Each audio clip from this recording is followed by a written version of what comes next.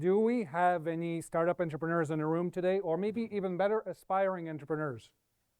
Oh, I knew it. I spotted you way before you came in. I'm what you can call a seasoned entrepreneur, which means that I've been at it for a long time. I've been at it for the past 15 years. And so every now and then I get invited to talk about startups and startup entrepreneurship in general.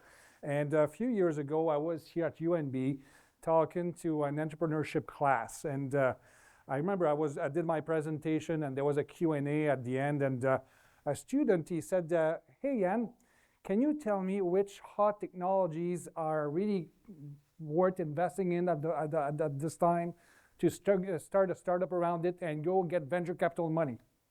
And it really surprised me to get that question. I kind of blurted an answer. I said, oh, AI, Internet of Things, well, whatever. It doesn't matter. But I was a bit upset with it. So I remember the event finished. And as I was walking back to my car, I was thinking, what bothered me that much with that question? And I realized it's that the question didn't align with the way my brain works when I think about ventures and when I try to come up with new ideas. In my case, what I do, I'm just curious by nature.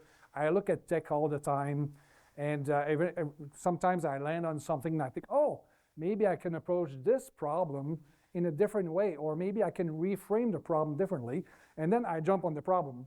And then I do a deep dive on the problem, and then I realize, oh, I got to go back to the tech, then problem. So it's a bit of a dance between the two. And eventually, well, other people are involved. So it might be co-founders, it might be new employees, it might be customers that you want to chase. So everybody contributes, and eventually, out of all of that comes up something, a concept. Now, what's really important when you have that concept, at the end, it's got to be tied to a real problem. It's got to be a problem that is actually very painful for some people or some companies. And those people or organizations, they have to be willing to pay you top dollars to solve that problem for them. If you don't have that, you cannot be successful with that startup. For people that have startup ideas, I can tell you, nearly all of them miss that. So that's why only so few end up succeeding at the end. It's one of the reasons why. And now let's pretend for a second that you found that great idea. And you just go for it, you take the plunge. So you create a company, you go and get pre-seed investment money, maybe with friends and family. You might even get a few employees hired. You get going, you develop your thing, you talk to customers, and eventually you end up with something that's called a minimum viable product. I made it all sound very easy, right? Well, it's not. Yeah. It's not at all. So let's say that you get there. Well, it's good news, right? Well, what you have to do is just sit down, relax, and just watch the money coming in. Not exactly. So what happens in real life, if you had a really good idea, you will face what's called change resistance. An old mentor of mine at university many years ago, he was an expert in change management, and he used to say that if you're trying to change something and you don't face at least a tiny bit of change resistance, you're probably not changing anything worth changing anyway. So that's really important to not only expect change resistance, but almost look for it. I'm currently CEO at Cognitive Spark. And just quickly, what we do, we created software that goes on smart glasses to help industrial workers deal with complex equipment troubleshooting or just complex tasks in general.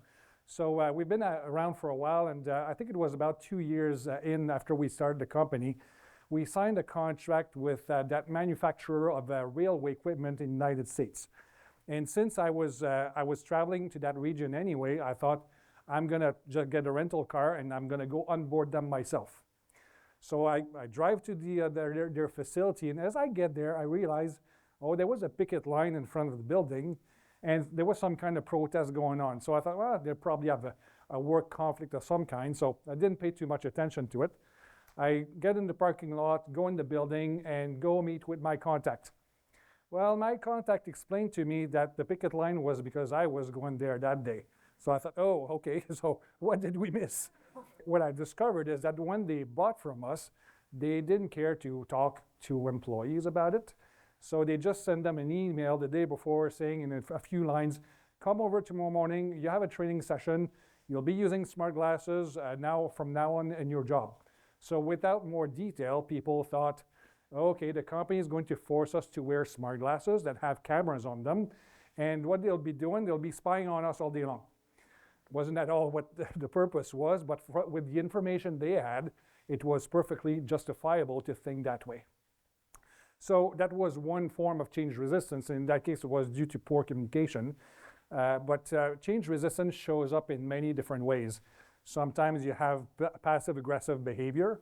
Sometimes you have full-on aggressive behavior. Sometimes you have people explaining that they fear that they might lose their jobs by adopting the technology. Sometimes other people will tell you, well, I'm really important in this company because there's some knowledge that is unique to me. I might lose some of that power if I use your stuff. Sometimes you end up with procurement problems, security audits, IT audits, so all those things can be a bit of a pain. But here's the good news. Change resistance is actually a blessing. And here's where we have to rethink what we do, especially in tech startups. The product that we sell is never just software or hardware. It's actually the whole spectrum of the interactions that we have with a customer from the very first moment they hear about us to the very last moment they want to talk to us. Everything in between is about creating value for them and solving their problems. So when somebody is telling you, well, I don't want to use your stuff for this, this, and that, they're actually telling you what you have to fix in your communication process, what you have sometimes to change in your product and how you're delivering it. And sometimes they might tell you that you're making full-on mistakes on some things. So not only should we embrace change, we should even dig for it when we're trying to make a real difference. So that's my spiel on change management. I'd like to maybe wrap up today's conversation by talking about what it is to be a startup entrepreneur. And that topic is not always that popular, but it's really important. We all know that most startups that are created end up dying. They disappear, they don't have success. Nobody, when they start, think it's them. But that's why we have so many startups being created.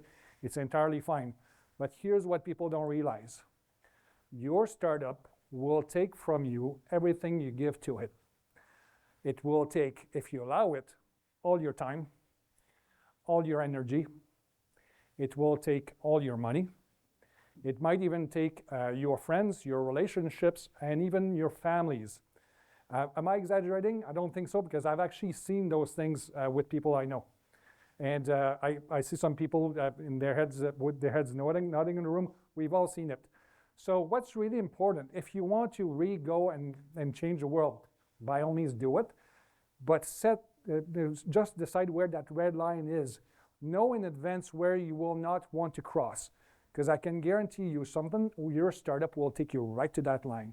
And it's going to be up to you to decide if you step on the other side or not. Now, with all that being said, I feel I'm a bit depressing. I make it sound very hard, and it is hard. But here's the thing. If you're going to invest all your resources and all your hopes and dreams into this, make it count. Don't launch an app that puts a dog snout on people's faces. We've seen that, right? Actually, some of those companies make money, by the way, but let's try and make a difference. Let's try to solve real problems. Let's solve climate change. Let's cure cancer. We have some people that know about that. Let's make businesses more efficient. Let's make the world more secure. There are so many problems worth solving. We need you to do it. You deserve it, and the world deserves you. Thank you.